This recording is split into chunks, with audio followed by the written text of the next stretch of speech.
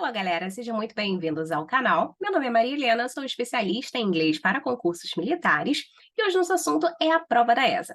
Quais foram os últimos assuntos, como eles são cobrados, e se você quiser se aprofundar ainda mais, aqui na descrição do vídeo você vai encontrar o link com o meu método completo. So, let's go! Eu tenho para vocês algumas perguntas comuns que são feitas com relação à prova de inglês da ESA. Primeira pergunta é quantas questões a gente vai encontrar? Bom, a parte de inglês, a gente vai encontrar ali pelo menos 10 questões objetivas. São questões de marcar ali as alternativas da letra A até a letra E. O nível dessas questões, eles dizem, né, que é um nível básico, mas não é um básico tão básico assim. É um básico para intermediário, tá, gente? De básico para intermediário. Até porque a gente vai encontrar ali algumas matérias, por exemplo, Simple Past, Past Continuous, Present Perfect, né? Que são alguns tempos verbais que são um pouquinho mais avançados. O estilo de cobrança da prova da ESA. Eles vão cobrar lá tanto questões de gramática, como também gramáticas de interpretação de texto. E aí vale lembrar, todo candidato que quer fazer concursos militares precisa praticar a interpretação de texto, que você vai encontrar isso em qualquer prova. Tanto ali, por exemplo, de tirinhas, textos de jornais, às vezes até mesmo letras de música, que foi que caiu nessa última prova. Então, você precisa praticar a interpretação de texto. Com relação às mudanças nos últimos anos. Bom, alguns anos atrás a gente tinha lá apenas 4 questões de inglês, e agora mudou, né? Então, eles aumentaram o nível da prova, então foi aumentado, o edital de vocês era um pouco menor, um pouco mais reduzido, e também acrescentaram mais questões, então ficou um pouco mais justo, né? Então, de 4 questões foram para 10 e também aumentaram também a quantidade de assuntos. Então, teve mudança sim nos últimos anos. Trouxe aqui para vocês também quais foram os últimos assuntos cobrados na prova, né? Então, aqui, ó, primeira parte, time tenses. O que, que eles costumam cobrar de tempos verbais? Eles cobraram nessa última prova para vocês poderem preencher lacunas. Olha, ó, completar lacunas. E como que a gente faz para resolver questão completando lacunas usando os tempos verbais? Geralmente vocês vão se guiar ali pelos advérbios de tempo, advérbios de frequência, né? Por exemplo, quando você tem lá a palavra now, que é agora, então você já sabe que vai usar o present continuous. Se você tem lá, por exemplo, always, né, que é sempre, já vai dar ali uma ideia de rotina, então já seria simple present. Então é por ali que você vai se guiar.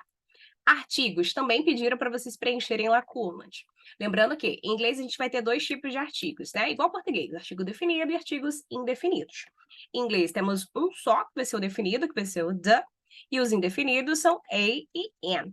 Lembra que o a vai ser usado antes de som consonantal, enquanto an vai ser usado antes de som vocálico. There to be, que é aquele sentido de haver, existir. E eles pediram nessa prova também para vocês poderem completar textos, né? Completar parágrafos usando eles.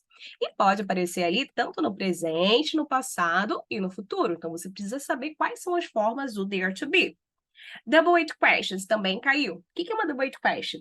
São aquelas palavras que funcionam como pronomes interrogativos. E aí eles vão aparecer no início das perguntas, como por exemplo, who, que é o quem, what, o que, o qual, when, que é o quando, where, que é o onde, tá? Então, você vai encontrar esse tipo de palavras aí na sua prova. Comparativo superlativo é um dos carros-chefes da prova da ESA.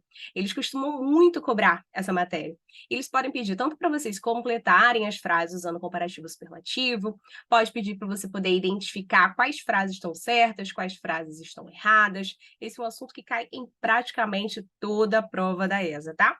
Lembrando que comparativo, ele vai comparar 2 itens, 2 pessoas, 2 seres, enquanto o superlativo, ele destaca. Ele já diz, né? Ele é super. Então, vai ser o melhor, o mais engraçado, o mais bonito de todos. Aqui um exemplo clássico para vocês.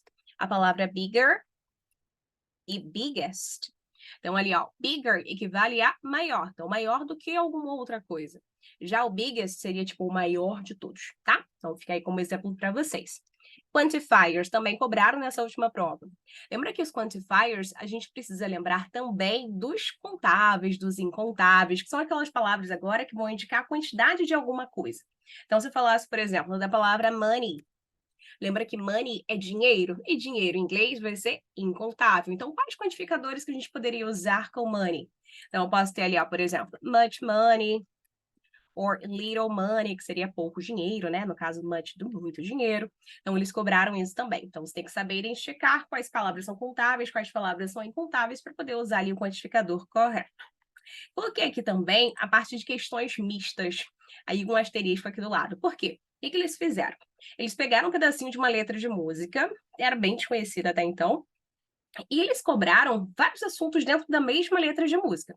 Então, pediram para você marcar, né, daquelas assertivas, né? Então, quais frases estão certas, quais frases estão erradas. Aí, cobraram na mesma questão pronomes, cobraram também plurais e cobraram também interpretação de texto e tempos verbais. Então, cada sentença era um assunto diferente. Então, eles podem cobrar isso também nas próximas provas. Interpretação de texto, como sempre, né, gente? Já até comentei aqui com vocês anteriormente, interpretação de texto é necessário em todas as provas, então você precisa realmente ficar bom nessa parte. E o que focar aí para a próxima prova?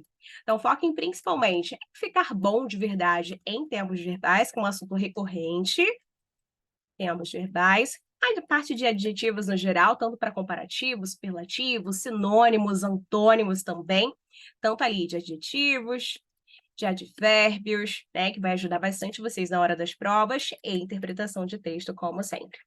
Então, é isso, galerinha. Esses aqui são os assuntos principais que vocês precisam focar para as próximas provas. Então, falamos aqui sobre quantas questões a gente vai encontrar, nível de prova, estilo, as mudanças que aconteceram nos últimos anos, os últimos assuntos que foram cobrados e o que vocês devem focar para a próxima prova. E se você chegou até aqui ao final do vídeo, comente aqui a hashtag #RumoAESA, inscreva-se no canal, compartilhe com os seus amigos e se você quer se preparar para a prova da ESA, é só clicar no link da descrição e conhecer o meu curso completo para concursos militares. Bye bye and see you!